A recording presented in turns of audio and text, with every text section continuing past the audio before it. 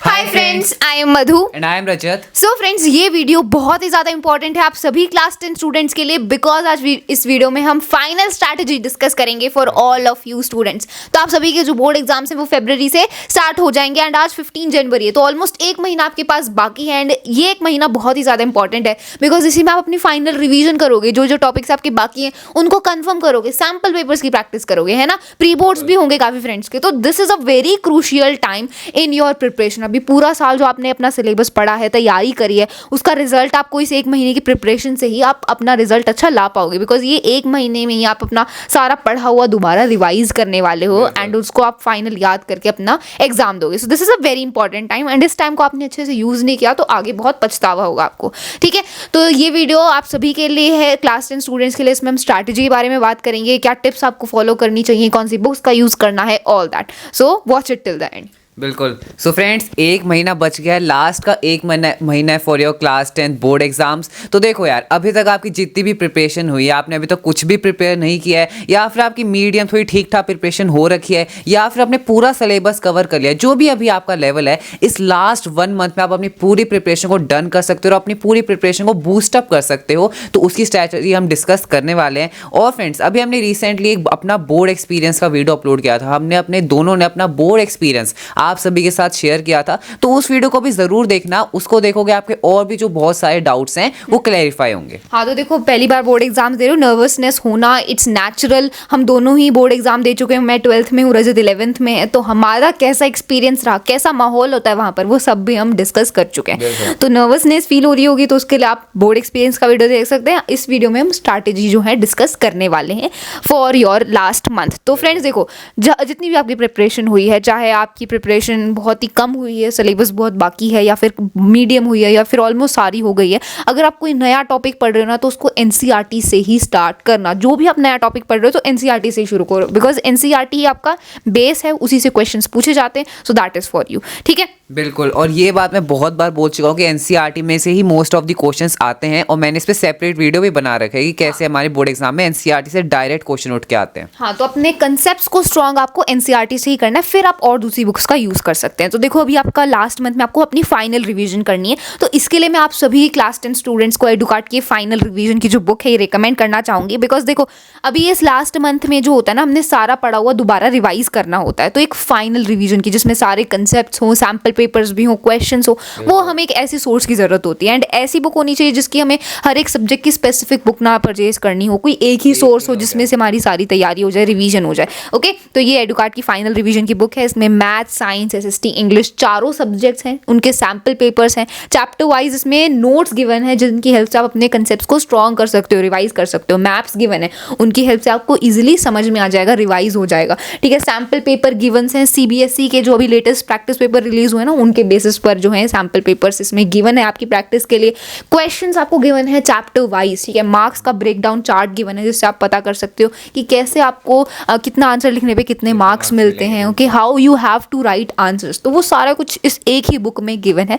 So this is best for your final revision in this last month. And friends, इस पे मैं आपको एक सभी को सरप्राइज भी देना चाहती हूँ कि अभी ये जो एडुकार्ट की फाइनल रिवीजन की बुक है, इस पे 40% ऑफ भी चल रहा है, ठीक है। तो अगर अभी आप परचेज करते हो तो काफी कम कॉस्ट में भी आप इसे अफोर्ड कर पाएंगे, खरीद पाएंगे। So this is a very good offer and जो लिंक्स वगैरह हैं वो सारे डिस्क्रिप्शन बॉक्स में गिवन है, so you can go and purchase.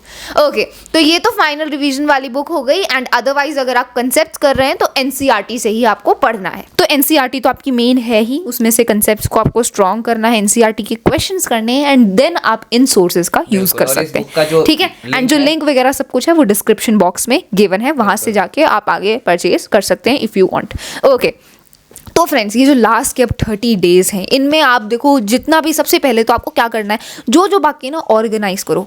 कई बार ऐसा होता है हम कंफ्यूजन में ही अपना इतना सारा टाइम वेस्ट कर देते हैं, हमें क्लियर ही नहीं होता कि कौन से टॉपिक मेरे वीक हैं, कितने चैप्टर्स हो गए हैं, कौन से टॉपिक मुझे अभी भी और प्रिपरेशन करने की ज़रूरत है, कहाँ और प्रैक्टिस करनी है। तो जब हमें ये क्लियर नहीं होता ना कि करना क्या है, तो फिर हमारा मोटिवेशन भी हमें नहीं आता कि अब कुछ पता ही नहीं है क्या करना है, कुछ पता ही नहीं, तो फिर पढ़ने का मोटिवेशन भी नहीं आता। इसीलिए the first thing you should do is organise everything. बिल्कुल। और यहाँ पे ऑर्गेनाइज करने का मतलब ये नहीं है कि आप एक बिल्कुल ऐसा टाइम टेबल बना लो कि भाई आपको इस टाइम से इस टाइम ये करना है, फिर पढ़ना है, सोना इस टाइम से इस टाइम है, खाना, वो वाला टाइम टेबल नहीं बनाना है। आपको करना क्या है, आपने अभी तक कितना सिलेबस कवर कर लिया है, कितने चैप्टर्स आपके बच गए हैं, या फिर अभी आपने अपने प्री बोर्ड एग्जाम दिए होंगे तो आपके क्या क्या वीक टॉपिक्स हैं जिनको आपको कवर करना है, तो वो एक जगह लिख लो, ऑर्गेनाइज्ड वे में उसे लिख लो और फिर उसे एक जगह से उसे कवर करना चालू करो। इसे कहते हैं ऑर्गेनाइज्ड वे में पढ़ना। हाँ, तो जितनी आपकी डिस्ट्रैक्शन साइड होगी ना, एंड डिस्ट्रैक्शन से मतलब मेरा ये नहीं कि सिर्फ फोन वाली डिस्ट्रैक्शन या जो एक्सटर्नल डिस्ट्रैक्शन हैं, ये जो इंटरनल डिस्ट्रैक्शन है ना, जब हमें पता ही नहीं होता कि कौन से सब्जेक्ट से स्टार्ट करूँ, कितने चैप्टर हो गए, वो भी एक डिस्ट्रैक्शन ही है।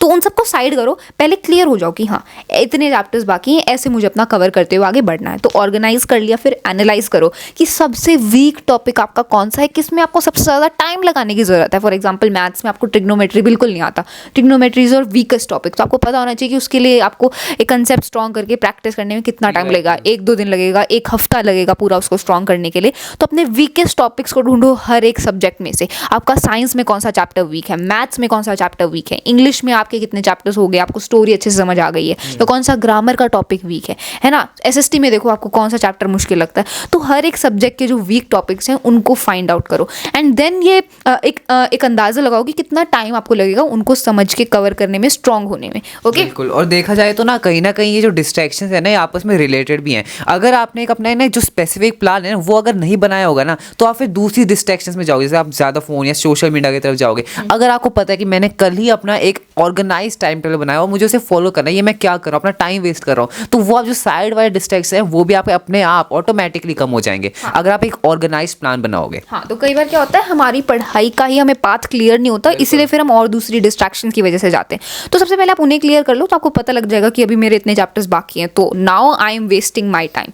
बिकॉज आई नो कि मेरा काफ़ी सिलेबस बाकी है। तो वो हो जाएगा ना, तो आपकी ऑटोमेटिकली बाकी सारी जो डिस्ट्रैक्शंस हैं वो कट हो जाएंगी।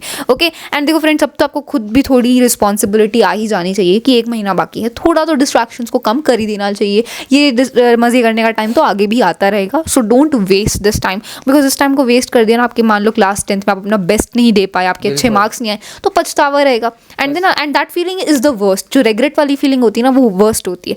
तो अपना बेस्ट दो, जितने भी मार्क्स आएंगे यू विल एक्सेप्ट इट, है ना। कम से कम वो आपके बेस्ट करे हुए के मार्क्स होंगे, जितना आप कर सकते थे उतने मार्क्स तो आए, है ना। Don't waste your potential.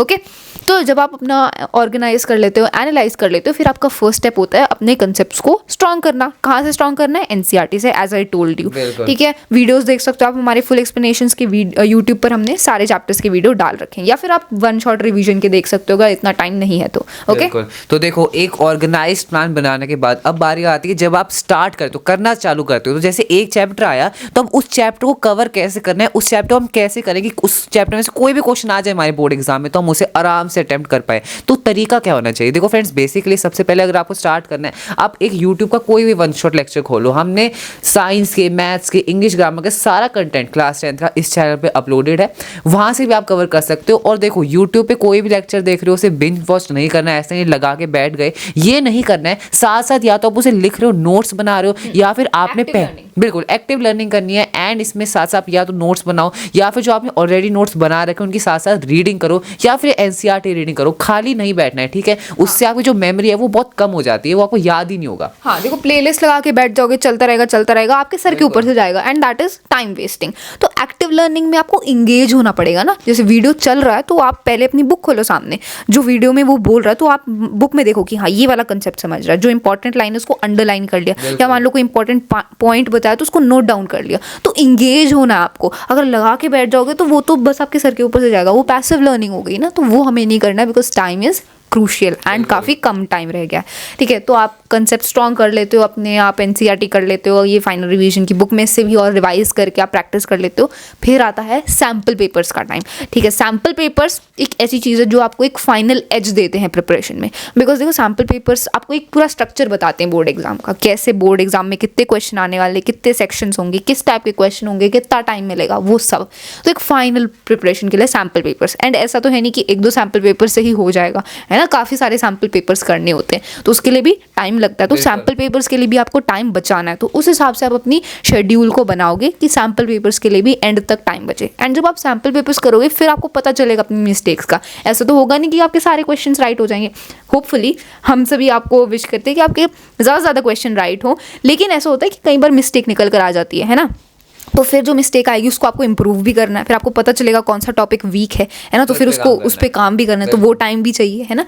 तो इस हिसाब से आपको सब कुछ मैनेज करना होगा। अगर हम ही आपको एक डेफिनाइट टाइम टेबल बना के दे देते हैं कितने टाइम से इतने ये करो फिर ये करो, तो वो सही नहीं है, बिकॉज हर एक स्टूडेंट अलग है, सब ने अलग अलग लेवल है सबकी प्रिपरेशन का, सबका लर्निंग स्टाइल लर्निंग स्पीड अलग होती है, तो हम एक ही टाइम टेबल आप सभी को नहीं देख सकते। आपको गाइड कर सकते हैं that how you have to study and which tips you can use, ठीक है। तो कंसेप्ट्स कैसे स्ट्रॉन्ग करने हैं, क्वेश्चंस कहाँ से प्रैक्टिस करने हैं, सैम्पल पेपर्स करने हैं। देखो सैम्पल पेपर्स भी आप कर रहे हो तो सैम्पल पेपर से पहले ना थोड़े PYQs प्रैक्टिस कर लो, जैसे कि इस बुक में भी PYQs अवेलेबल है, प्रीवियस ईयर क्वेश्चन, तो आपको उससे भी पता चल जाएगा कि पिछले बोर्ड एग्जाम्स में किस टाइप के क्वेश्चन पूछे जाते हैं। एग्जैक्टली और ये चीज़ देखो, मैं आपको थोड़ा सब्जेक्ट स्पेसिफिक अगर बताऊं तो मैंने इसे शॉर्ट भी बनाया था। अगर मैंने अपने जो क्लास 10 थे बोर्ड एग्जाम की, जैसे साइंस का जो मेरा क्वेश्चन पेपर था, SST का क्वेश्चन पेपर था, इंग्लिश का था और मैथ्स का था, तो देखो ज़्यादातर जो क्वेश्चन थे वो या तो देखो मैथ्स में डायरेक्ट क्वेश्चन उठ के नहीं आएगा, ये एक्सपेक्ट मत करना कि यूं का यूं क्वेश्चन आएगा, लेकिन वैल्यूज चेंज करके वही सेम कंसेप्ट आपको हर एक क्वेश्चन में दिखेगा,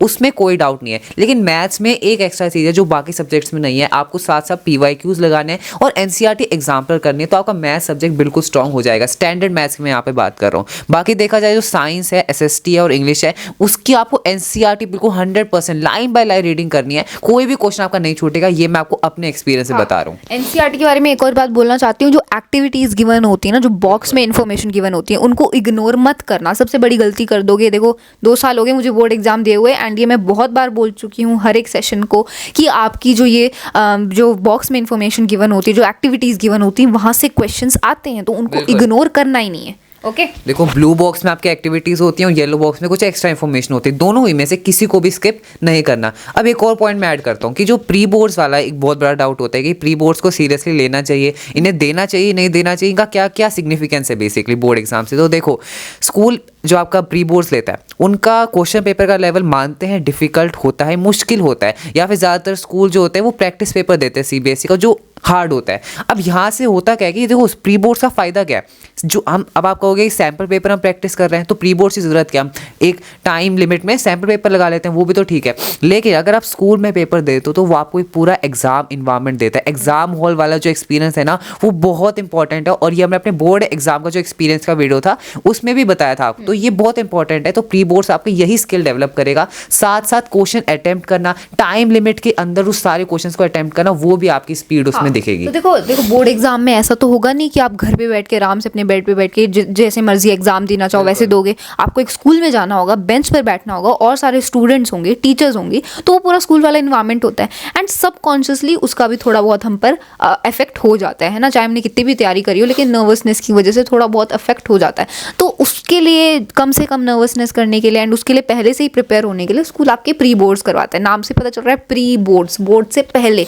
आपकी प्रिपरेशन करवाने के लिए, तो ये इंपॉर्टेंट है। एंड ऐसा तो है नहीं कि प्री बोर्ड्स में कुछ अलग से ही पूछेंगे, वही सिलेबस है, तो एक टाइप से रिवीजन ही हो रही है, आप सैम्पल पेपर्स ही कर रहे हो, उनको सैम्पल पेपर ही मान लो, ठीक है। तो वो आपको उस एंगल में अपनी प्री बोर्ड्स की तैयारी करनी है, एंड प्री बोर्ड्स दोगे तो ऑलमोस्टली आप प्रिपेयर ही हो रहे हो अपने बोर्ड एग्जाम्स के लिए, अपने वीक एरियाज को आप पहचानोगे एंड देन उनकी तैयारी करोगे। So I think it's a very beneficial thing for you, and आपको बिल्कुल भी स्किप नहीं करना चाहिए। एंड हमारे लाइक स्कूल्स ने तो बोर्ड ये प्री बोर्ड्स कंपल्सरी कर दिए हैं so that every student gives them and कोई भी उन्हें स्किप ना करे। ओके तो इस हिसाब से आपको मैनेज करना है, जितने भी आपके सब्जेक्ट्स हैं उनको डिवाइड कर दो, एक टाइमलाइन बनानी ज़रूरी होती है, एक टाइम लिमिट सेट करना ज़रूरी होता है, बिकॉज अगर हम ऐसे ही चलते रहेंगे ना कि अभी तो टाइम है, अभी तो और भी देना है और भी देना है, तो वो निकल जाते हैं, हमें पता नहीं चलता कि ये दिन भी कम है। तो एक टाइम लिमिट सेट करो कि इतने दिन में मेरा ये टॉपिक ये सब्जेक्ट हो जाना चाहिए, I should be done with it. Then आपके अंदर थोड़ी वो सेंस ऑफ रिस्पॉन्सिबिलिटी आएगी, सेंस ऑफ अर्जेंसी आएगी कि हाँ मुझे कंप्लीट करना है, मेरा टाइम जाता जा रहा है। ओके तो that is very important. And personally खुद से आपके अंदर डिसिप्लिन होना चाहिए, मोटिवेशन होना चाहिए। अब तो पूरे साल आपने जो भी किया वो तो पास्ट में जा चुका है, छोड़ दो उसे। चाहे आपने नहीं तैयारी करी, बिल्कुल भी पढ़ाई नहीं करी, that is gone, that is in the past. अब आप क्या कर सकते हो उसके बारे में सोचो, ठीक है। तो अब बिल्कुल भी निराश होने की जरूरत नहीं है, जितना भी सिलेबस बाकी है you can do it. Board exams बिल्कुल भी मुश्किल नहीं है, ये मैं 2 साल हो गए मुझे बोर्ड एग्जाम दिए रहे, जितने भी अपने बोर्ड एग्जाम दे दिए, it's not that difficult. 11th 12th में है असली डिफिकल्टी। ओके तो डरने वाली बात नहीं है, ये आपकी अभी ईजीएस्ट क्लास होगी एंड आगे तो डिफिकल्टी बढ़ती जाएगी। So be grateful for that and अपना बेस्ट दो। ओके हमने अपने चैनल पर सब कुछ अपलोड कर रखा है, आगे भी सेशंस करते रहेंगे आपके लिए, ऐसे ही हेल्पफुल वीडियोस डालते रहेंगे। Okay so that's all for this video. Thank you so much.